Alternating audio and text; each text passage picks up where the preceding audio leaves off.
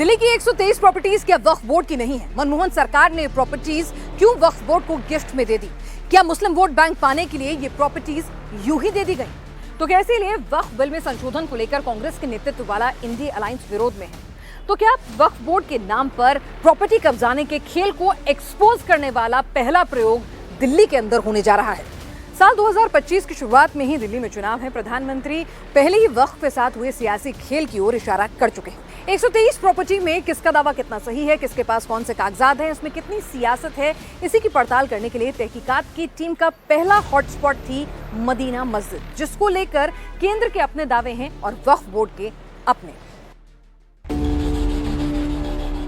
वक्फ के दावे वाली 130 प्रॉपर्टीज की तहकीकात करते हुए हमें निजामुद्दीन इलाके की करीब 10 प्रॉपर्टीज के बारे में जानकारी मिली, जिस पर दिल्ली वक्फ बोर्ड ने बड़ा दावा कर रखा है, जबकि लैंड एंड डेवलपमेंट ऑफिस का अपना ही दावा है। इन्हीं 10 संपत्तियों में से एक है निजामुद्दीन की मदीना मस्जिद। दिल्ली के सबसे मशहूर इलाके निजामुद्दीन में मदीना मस्जिद की गिनती पुरानी मस्जिदों में होती है। भारत सरकार के राजपत्र में केंद्र सरकार ने जिन 130 प्रॉपर्टीज पर अपना दावा किया है, मदीना मस्जिद भी उसी लिस्ट में हमें मिली। मदीना मस्जिद पर दिल्ली वक्फ बोर्ड के दावे की तस्दीक करने हम मदीना मस्जिद पहुंचे। जब हम मदीना मस्जिद के गेट पर पहुंचे, उसी वक्त हमारी नजर गेट पर लगे एक नोटिस पर पड़ी। जब हमने उस नोटिस को पढ़ा तो पता चला कि LNGO के मालिकाना हक वाले उस नोटिस पर कोर्ट से मिले स्टे की कॉपी चिपकाई गई है। जब हमने ऑर्डर की कॉपी के कंटेंट को बारीकी से पढ़ा तो पता चला कि ये सिर्फ 1 एकड़ जमीन पर ही कोर्ट का स्टे है, जिसमें मदीना मस्जिद है, उसका मदरसा है और कब्रिस्तान है। जबकि दिल्ली वक्फ बोर्ड मदीना मस्जिद के 9 एकड़ के इलाके पर अपना दावा करता है। फिर सवाल उठता है कि कोर्ट की तरफ से 1 एकड़ पर ही स्टे क्यों मिला है? बाकी 8 एकड़ जमीन की हकीकत क्या है? क्या दिल्ली वक्फ बोर्ड कोर्ट में अपना दावा साबित नहीं कर सका? इसका जवाब हमें मदीना मस्जिद के केयरटेकर तुफैल ने दिया, जो बेहद चौंकाने वाला था और साथ ही दिल्ली वक्फ बोर्ड के मालिकाना हक के दावे की पोल खोलने वाला भी था। 123 में 10 प्रॉपर्टी है निजामुद्दीन इलाके में। अच्छा, उसमें से एक ये खसरा है, खसरा 484। ये आपकी जो मदीना मस्जिद है और जामिया अरबिया निज़ामिया वेलफेयर, वो तो मैनेज करती है, इसलिए जामिया अरबिया। और एक्चुअली में मदीना मस्जिद है। मदीना मस्जिद हाँ, 123 में। और एक ये गोल चक्कर वाली मस्जिद है यहाँ पे, वो खसरा 485 है, 485, समझे। एक है यहाँ पे चिल्ला हजरत निजामुद्दीन औलिया का, हुमायूं टूम के पीछे। अच्छा, वो मज़ार है। हाँ, वो है। 123 की बात कर रहा हूँ मैं। और एक प्रॉपर्टी है बस्ती निजामुद्दीन के अंदर, और 3 प्रॉपर्टी है काकानगर के अंदर, और 2 प्रॉपर्टी है। एक है खसरा 556 खसरा, और एक है 607, वो 3 खसरा निजामुद्दीन में बस्ती के अंदर। ज़्यादातर जो उन पर क्या मस्जिदें हैं, मज़ारें हैं, क्या है जो निज़ामुद्दीन में? आप ज़्यादातर इंक्रोचमेंट है। इंक्रोचमेंट है? हाँ, किसका? आम लोगों का, अच्छा, जो घर बना लिए गए। हाँ, जैसे निजामुद्दीन में, मैं एक निजामुद्दीन की बात कह रहा हूँ। निजामुद्दीन बस्ती में 3 खसरा है, 607, 554, 556। उसमें करीब 3 या 4 मस्जिदें होगी, बाकी सब बिल्डिंग बनी हुई है। वो ज़मीनें भी मतलब आसपास की है? आसपास की, हाँ। और बड़ी बड़ी जगह है, जैसे 19 बीघा, 14 बीघा, 4 बीघा, इस तरह से है। निजामुद्दीन इलाके की करीब 10 प्रॉपर्टीज जो 123 प्रॉपर्टीज की लिस्ट में है। दिल्ली वक्फ बोर्ड इन प्रॉपर्टीज पर अपना दावा करता है।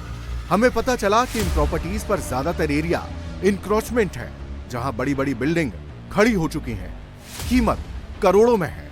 इस तहकीकात के बाद सबसे बड़ा सवाल यही पैदा हुआ कि इन जमीनों की कमाई का हिस्सा किसके पास गया, वो भी तब जब इसका मालिकाना हक ही क्लियर नहीं हुआ। कोर्ट के अंदर पावर बहुत है, लेकिन जो भी चेयरमैन बनता है वो अपने हिसाब से चलाता है।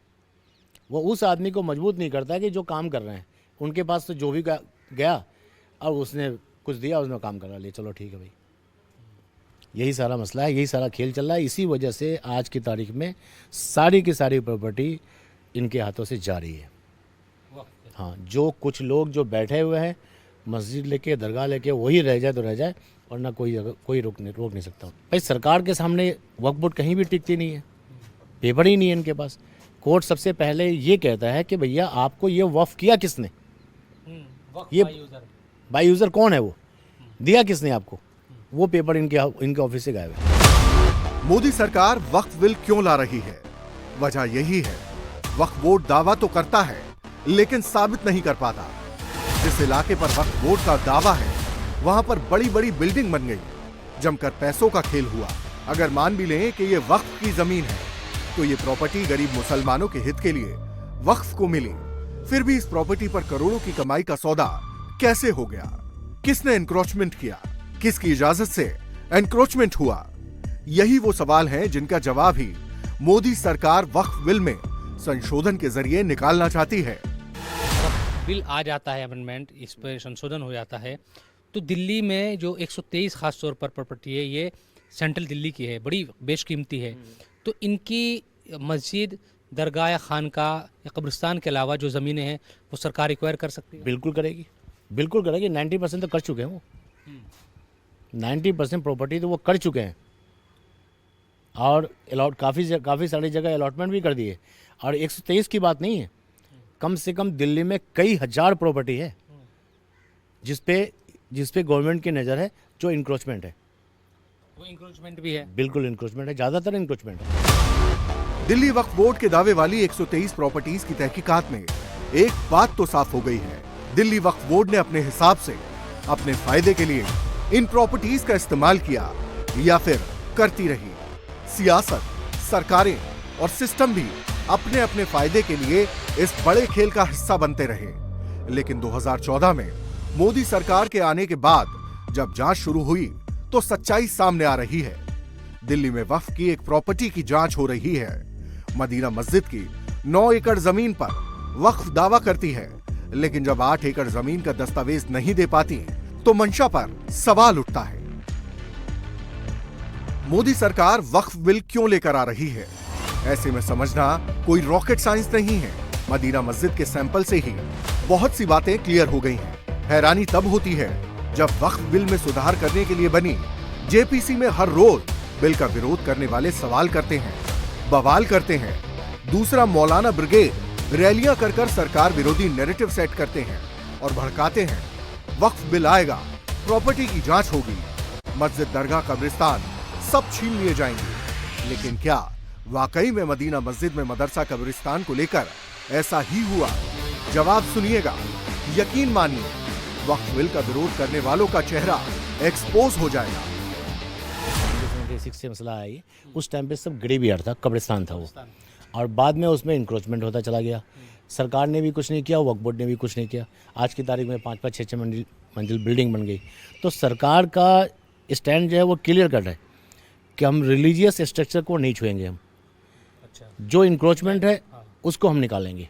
यानी कि मस्जिद होगी, ईदगाह होगी, दरगाह होगी, हाँ, इनको सरकार नहीं करेंगे। उन्होंने एफिडेविट दिया हुआ है, हमारे केस में दिया हुआ है एफिडेविट कि हम उसको कुछ नहीं करेंगे। और 2 मैन कमेटी, 1 मैन कमेटी जो बनी थी उसने भी इसी चीज़ को कहा है कि भैया आप रिलीजियस स्ट्रक्चर को तो कोई कुछ कर ही नहीं सकता। हाँ, ये बात अलग है, किसी का मैनेजमेंट का झगड़ा है वो बात अलग है, लेकिन है तो जो नेचर वाइज मुस्लिम के लिए।